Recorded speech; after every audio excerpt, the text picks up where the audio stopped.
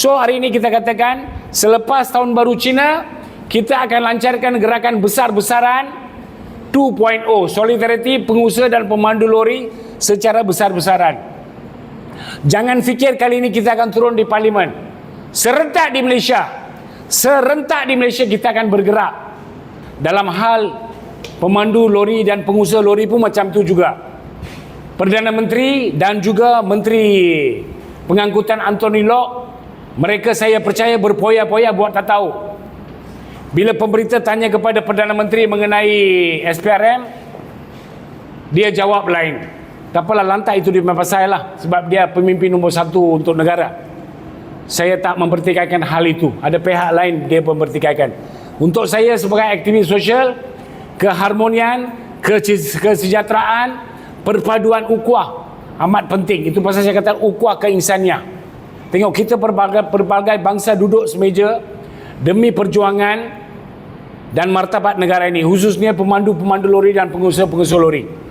19 November, satu gerakan raksasa lebih daripada 4,000 orang telah hadir di hadapan Parlimen Malaysia, di mana masa itu Parlimen bersidang dan pilihan raya Sabah sedang berlalu masa itu. Kempen berlalu. Kita tahu Menteri Mangkuk Anthony Locke itu dia tahu semua. Oleh kerana beliau tidak berani, kementerian yang tidak berani, dia antar agensi kerajaan JPJ, wakil daripada JPJ, daripada pimpinan pusat Putrajaya datang menerima memorandum. Itu pun menunjukkan betapa tak beraninya dia, betapa kebodohan terserah daripada seorang menteri. Tapi dalam hal ini kita dah bagi tahu, tapi dia pesong cerita, dia pusing cerita. Di parlimen dia hebat berkokok mengatakan bahawa lori membawa muatan lebih. Kepala otak kau, mana ada kita bertikaikan muatan lebih? Kita pun setuju. Pemandu lori pun setuju kita tak mau bawa muatan lebih. Pengusaha lori pun kata dia tak mau bawa muatan lebih. Tetapi syarikat-syarikat yang mengedar suruh mereka bawa, kenapa you tak ambil tindakan kepada mereka? Itu yang kita katakan kepada ni Menteri Mangkuk. Tetapi Menteri Mangkuk ni tak masuk otak. Beberapa kali kita dah kata, tetapi you tak ada sigan malu ke? Bulu roma you tak naik ke? Saya pun tak tahu macam mana you jadi menteri lah. Bila orang hantar memorandum dalam 27 perkara itu, kita dah tahu, kita dah terterakan solusi pun kita dah bagi, jawapan soalan dan jawapan kita dah bagi.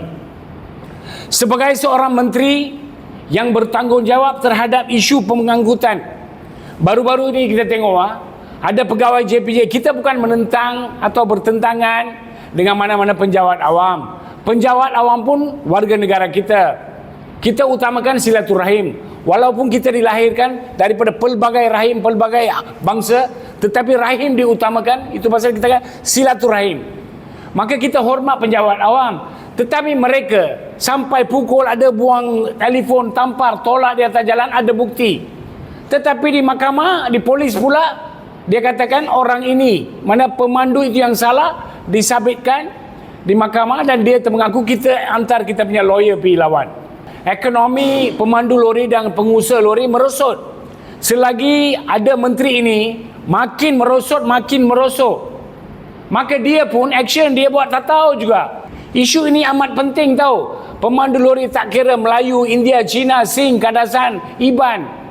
Hari itu 19 hari bulan, daripada utara sampai selatan, Perlis sampai Johor, ada segelintir daripada Sabah, Sarawak pun turun bersama untuk demonstrasi.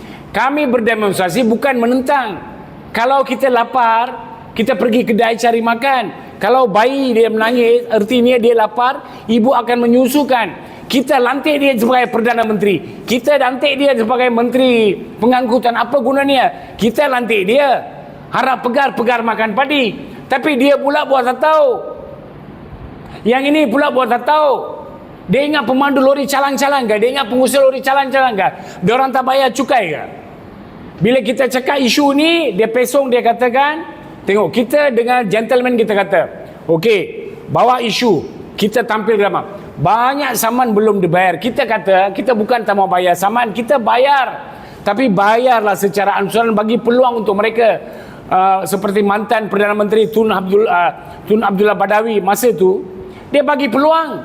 Itulah pemimpin yang betul-betul prihatin. Ini cakap hebat.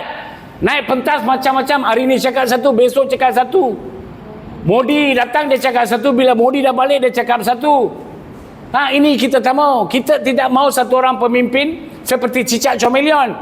Kita mau pemimpin yang tegas. Turun, tengok apa yang rakyat mau. Tengok hari-hari lori. Kalau kita cakap pasal lori, dia orang cakap ada aksiden. Aksiden dalam apa pun jadilah. Kereta pun ada aksiden, motor pun ada aksiden, kapal terbang pun ada aksiden, semua pun aksiden. Kalau aksiden takkan lori tak boleh jalan ke? Kalau tidak ada lori, macam mana bekalan makanan, pelbagai bekalan boleh diantar? Bukan macam Menteri Mangkuk dia kata dia kena pakai kereta api. Kereta api itu sampai setiap lorong ke? Kenapa bodoh sangat dia? Dia kata nak lain kali guna kereta api lah, gerbak tu dan bawa bekalan. Pandai sangat. Dalam dunia dia lah paling pandai sangat. Inilah orangnya.